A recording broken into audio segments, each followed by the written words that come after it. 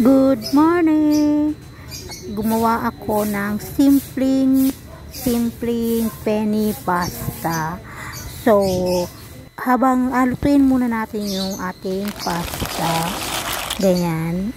Then, habang niluluto natin yung ating pasta, sa pan, naglagay ako ng olive oil and then nilagay ko na yung aking cherry tomato. So, yan. Lagyan natin ng salt, pepper, and then chili flakes. At saka garlic, minced garlic. Yan lang yung ating sauce nung ating pasta. And then, medyo kung luto na yung cherry tomato natin, ilagay na natin yung luto nating pasta.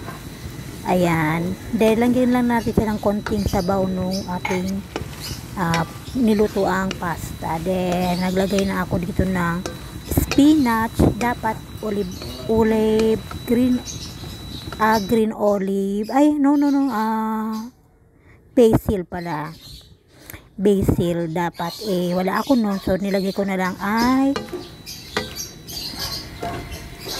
spinach. Then, nilagyan ko rin siya ng parmesan cheese para mas masarap yung ating pasta.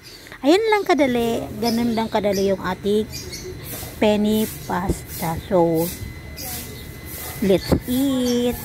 Diba? Ang dali lang siyang gawin.